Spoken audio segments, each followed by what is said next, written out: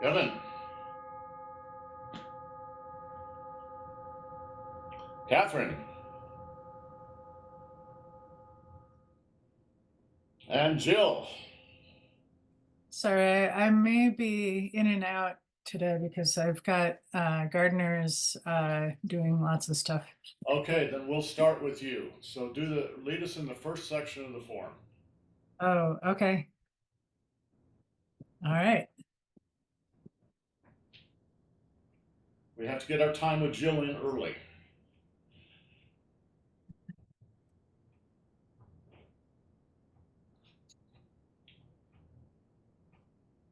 Oh, there we go.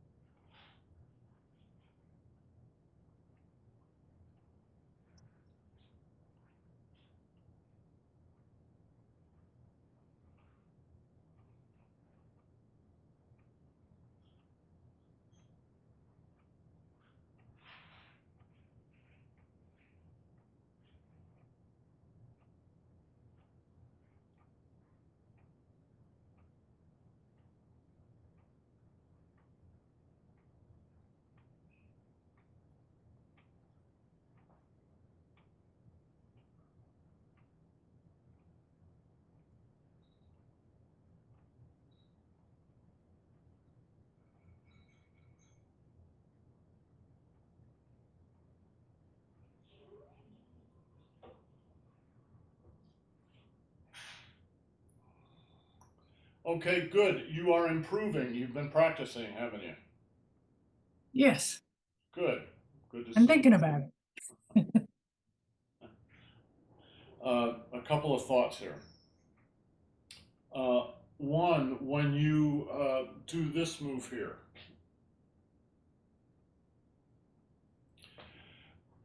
there's a temptation to open up a little bit too wide. So basically you're at 180 degrees, all right? Make sure you don't do that. You want to be, 90 degrees here, 90 degrees here, right? It'll Right, still give you plenty of space, but you want to be inside there, not inside there. right. Why? You can feel it. It throws you backwards when you do that. Yes, And if you're pushing hands with somebody, they've got their hands on you, and you open up like that, they're going to feel that, and they're just going to push you down on your butt. right. Second thing, when you do this move here, all right,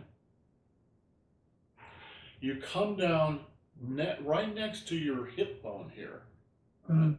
boom. So it's not in front, it's here. So what you might be doing is stepping between somebody's feet. So he's standing there, step between his feet, and then you're going to push into his hip. Mm. Right? If you push into the hip, not where the bone is, here's the bone up here, but into what's really the quad, into this area here. If you push in there, you'll collapse the hip. And that's the idea of the move. Mm. Okay, good. Catherine.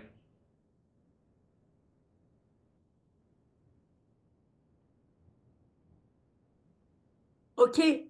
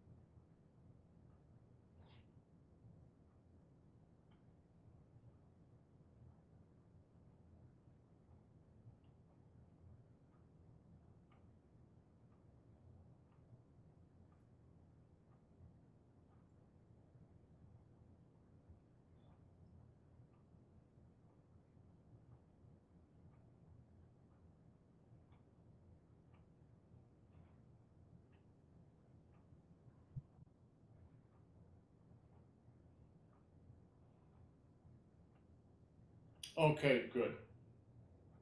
So today I want to go over the first section of the form and establish how many yin and yang cycles are actually in each move. I wish this was Saturday and we then would have Sunday to work on this too, but we don't. So let's just do the first move since we all should know the first move. So I'm going to do the first move. Kevin's going to keep score. We're going to establish this, and maybe we can write this up and send it around to everybody so everybody's got the same thing. And then next Saturday is going to be your midterm test. Catherine, It's don't tell me you're not. Thanksgiving in the United States of What? Say what? America. Say It's what? Thanksgiving in the United States of America next Saturday. Oh, that's right. No, That's it's right. Thursday. Yeah, it's Well, I mean, Thursday, it's but you're right. Thanksgiving weekend. You're right. We have a long weekend. We're not going to be here, so it'll be 2 weeks. In 2 weeks, we'll have the test, And everybody's going to do one or two moves and show me where the yin and yang cycles are. All right? But Kevin is gonna note down everything and send it to us. Kevin's gonna note down everything and he'll send it around. Right? Thanks. Okay. And we'll have First 2 weeks move. for this video, right? What's that? Because you're going to record this video and we'll have 2 weeks to review the tape. Yes, absolutely. You'll have 2 weeks to review. The first move, so simple. 1, 2, 3, 4. That's it. Yin, yang, yin, yang, yin, yang, yin, yang. Okay, so that gives you the number in the first move is 4 of yin and yang cycles. So there are 4 yins and 4 yangs, of course, with every cycle there's a yin and a yang. And there's also 4 of something else, and we mentioned it a couple of weeks ago, and it's really important, so I want to include it in this. If you've got 4 yin and yang cycles, there are going to be 4 of these things, all right? I'm being kind of vague, but does anybody remember what I'm talking about? In addition to the yin and yang cycles, there's one other element. The stillness point. Yes, exactly. That is so important because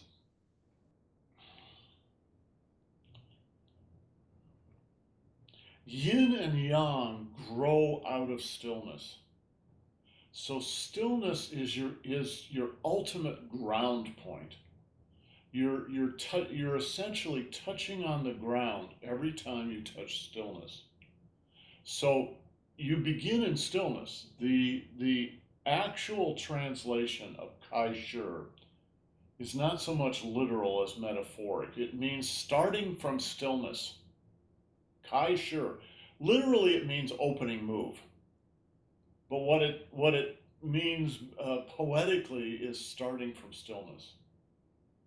And so one of the things that Catherine did that I really liked is she took her time when she started the form. She just took her time to compose herself. She didn't just run into the form. She took 30 seconds, 60 seconds, however long it takes, right? You set yourself down and you relax into your body. And when you feel ready, then motion begins. That's touching on stillness. And that's a really, really important element in this. So, one way to think about this is at the beginning of every yin and yang cycle, you touch on stillness.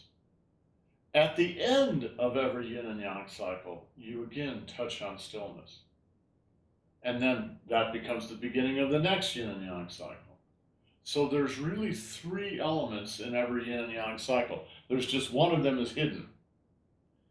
But it's really important because it actually largely determines not so much the timing, but the pace of the form.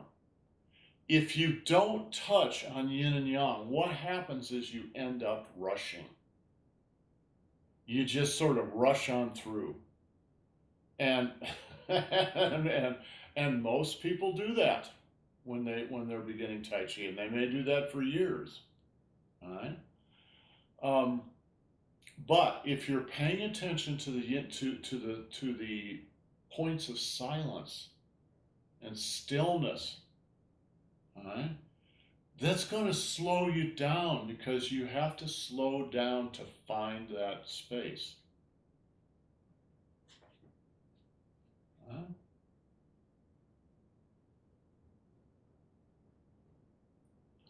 Stillness.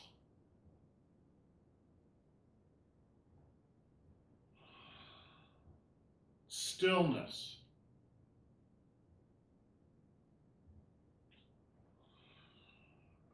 Stillness.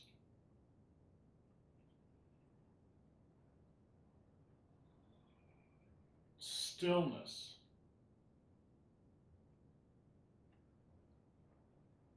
Stillness. Now, the stillness also takes you to the actual physical ground too.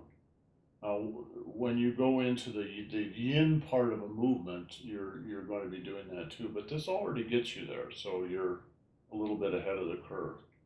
Any questions? So this is what I'm going to want to see you guys do. So if I say, all right, Jill, you do the first move, I want her to count off and demonstrate the yin and yang cycles, and also then tell us where the yin parts are and where the yang parts are, and finally tell us where the still points are. All right? That gives you the basic structure of the music, so to say. There's a lot more, as you know, on top of that, but that's the foundation structure. Okay, move number 2. Speaking of Jill, I think we should have Jill do that, right? Jill, you do number 2, and then Catherine, you do number 3. Let's hope we don't have a repeat. All right.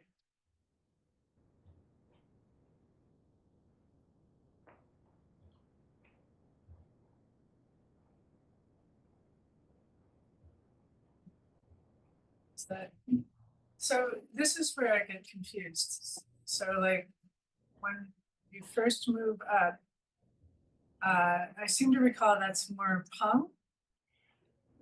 Remember that the first part of this move is kind of hidden, and it would be okay with me, but it would be okay just to go, well, that's just the beginning, and so that's 1. But the truth is, there's actually a hidden yin and yang cycle there. It goes like this. 1. And then 2. All right? But again, you have to see it. And when folks perform, you can watch me, you can watch Master Feng, you can watch Master Zhang. You probably won't even see that first one because it's literally hidden. But that doesn't mean you're not doing it. You're just doing it inside where it can't be seen. All right? So you're not going to see this. Peng, Lu, An, Qi. You're not going to see, you'll see the Peng, but you won't see the Lu, An, or Ji. All right? It'll just disappear down in here. All right? So it looks like Peng and then An. What can I say? It's there. It's just hidden in there. If you needed to do it in real life, you could certainly do it because you're prepared. You're mentally prepared and you're physiologically prepared. Yes, Catherine.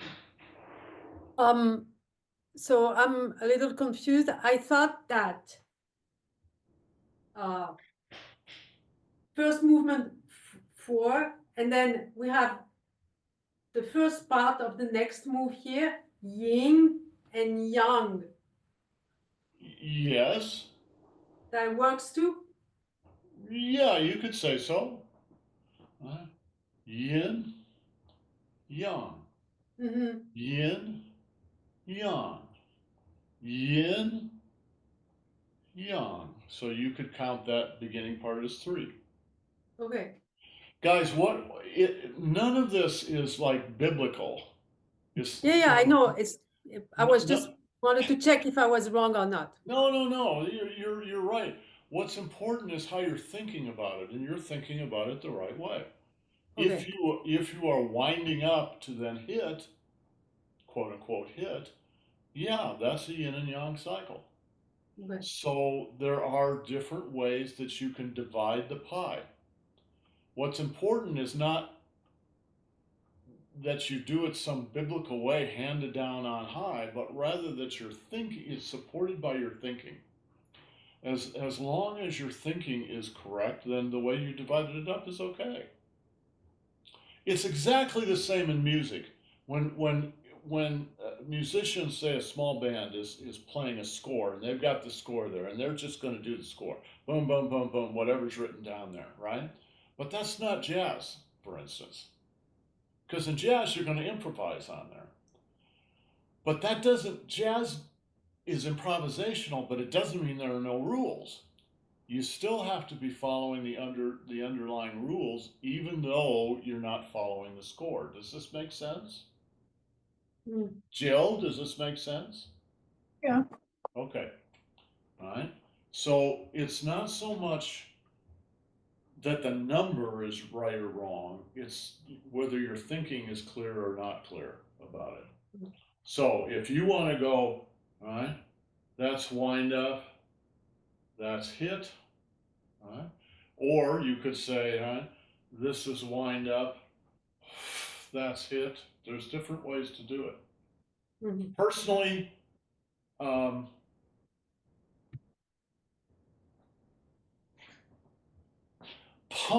pung is not usually used to strike. It's a component of a strike, but it's not the place that you strike. The place you strike is usually G, sometimes on, but sometimes it can be pung. So the very beginning of the form, we do this motion. Pung. That can actually be kind of a strike. Someone's come up and they've got me and they're choking me, right? I'm gonna come up, their arm's here, I'm gonna come right up underneath their arm. Pung. Right? Now the object of that is not necessarily to hit them so much as it's to contact them. So I'm going to contact them and then I'm going to draw them in. You've heard this before, all right? Draw them in, and 99 out of 100 people's reaction to being drawn in is to move back. And as soon as you feel them, start to move back, that's when you give them G. Because you try not to fight somebody's energy. You try to go with their energy and use their energy. So if somebody's choking me here, that means their energy's coming in on me, right? So I come up and their energy's coming in, I take advantage of that. I draw it toward me, right? In a conflict situation, people don't want to do what you want them to do. They want to do just the opposite of what you want them to do.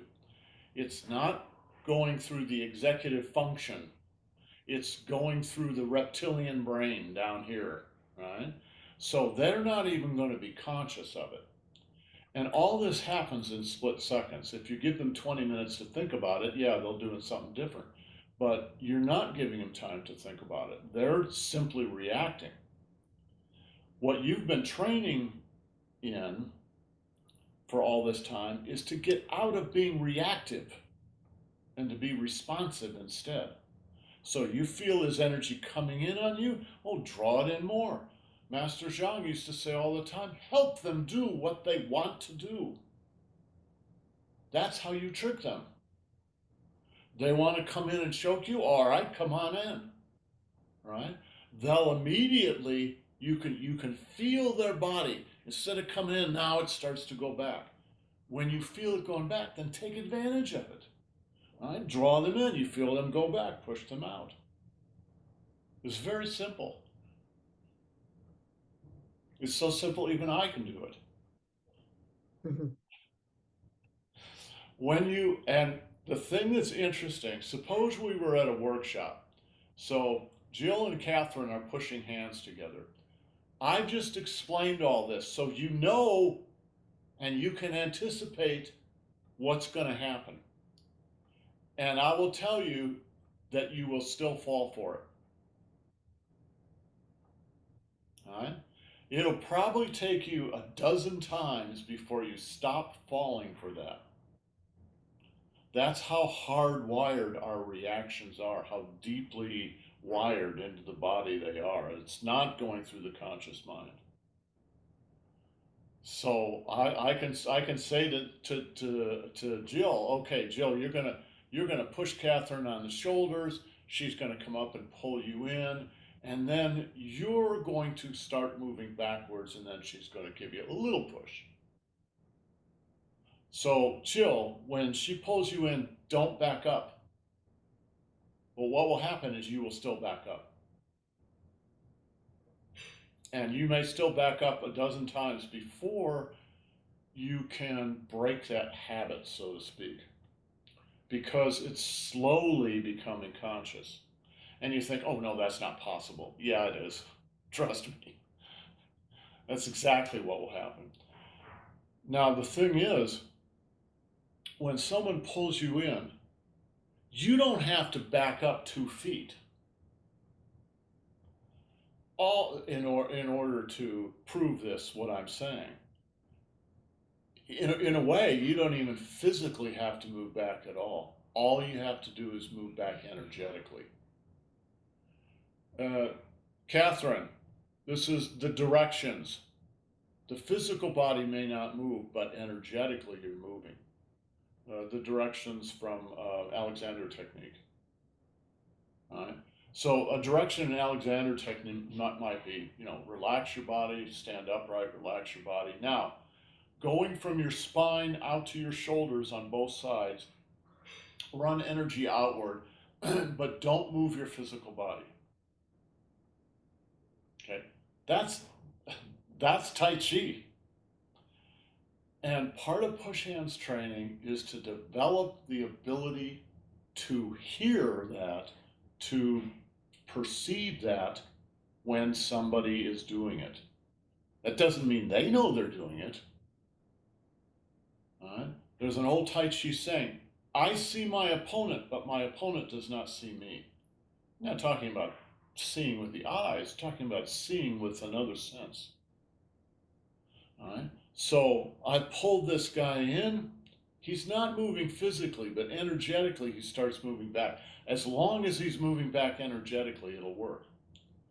If he's not moving back energetically, it won't work, because you can't take advantage of his change of direction. Then you're going to have to do something different. All right? So suppose, I'd have to get Annie in here. Suppose somebody's up here like this, but they've had a little training. When I pull them in, they don't move back energetically. Now what do? I got this guy choking me, right?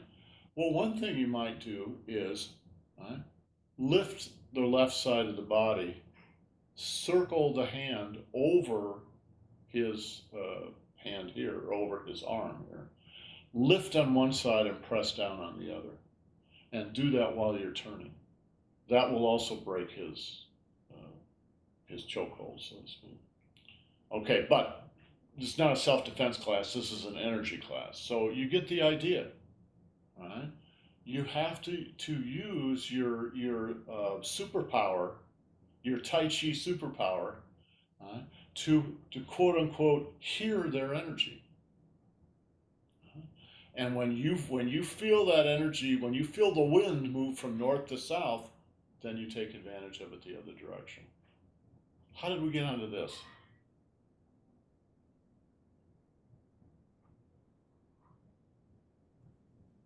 Jill was on move 2. And she asked a question, and then I asked another one. And then it snowballed. It just snowballed. Well, it's okay. Energetically. This is exactly what it was like learning from Master Zhang or Master Feng. You might, I'm sure in their head they went, okay, today we're going to do this, but it hardly ever worked out that way. Because you have to take advantage of what's actually happening in the class, of questions that people have or things that actually happen, because that's real. The other stuff gets kind of stiff and bound up. But Jill, does that basically answer your question? In a larger way, yes. Okay. But what I was thinking is that maybe, it's like, okay, so we have 2 weeks, right? Uh-huh. Is maybe you assign us moves and then we work on it for 2 weeks. And then when Uh-huh. we come back, Okay, I think that's a great idea. So Jill, I'm going to assign you moves 1 through 6. And Catherine, I'm going to assign you 1 through 6. Get all 6 of them down, and then when we come in, I'll decide which of those 6 moves you're going to do. You'll each do 3. Okay, we'll work together.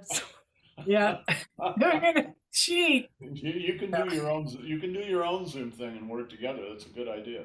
And I'll send Um, the list out as it stands, and you guys can try to figure it out from there. yeah. There we go. So we have about 10 minutes left. Let's just go through the first 6 moves, and I'll call out the yin yang cycles as I see them. So then you'll have those. All right. 1, 2, 3, 4. First move. Second move. 1, 2, 3,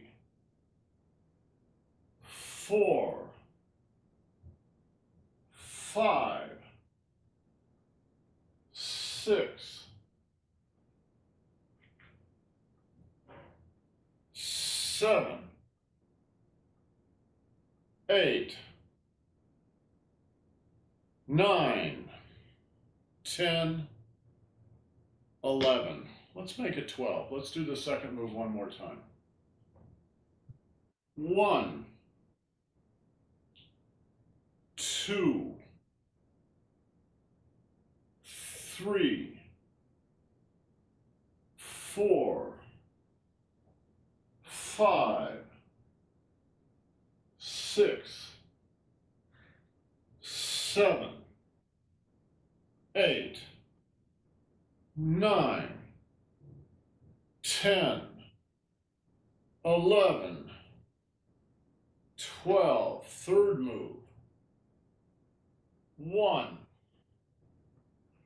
2, 3, 4, 5, 6, 7, 8, 9, 10. Fourth move. 1, 2, 3, 4, 5, 6. Fifth move. 1, 2, 3, 4, 5,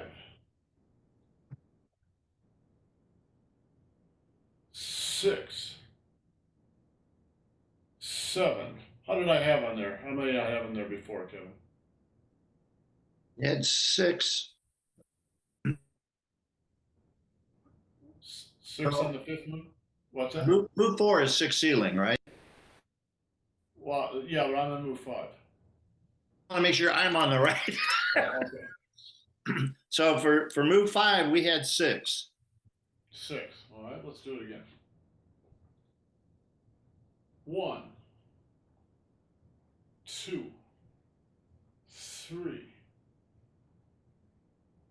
4, 5, 6, 7. Count 7.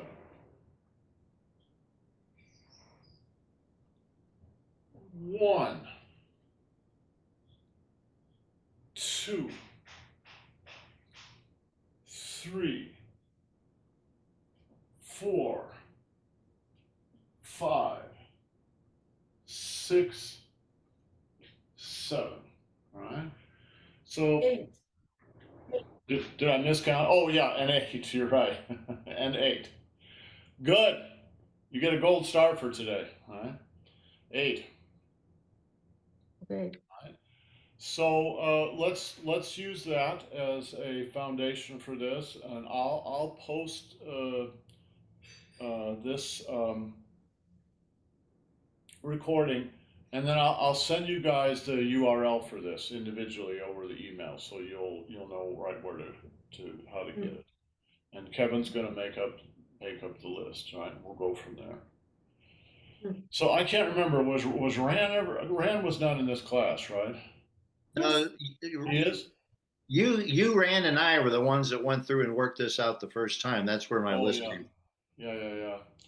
Rand's participation has been very iffy lately. I think No. the baby's taken a lot of attention. That's the trouble. You start having kids and your Tai Chi practice goes downhill. All right. Any questions? Not yet. Okay. All right, guys. So we'll see you this week, but we are going to have Thursday, Friday, Saturday, and Sunday off. So we'll see you Monday, Tuesday, and Wednesday. All right. Okay, guys. Have a good day. Ciao.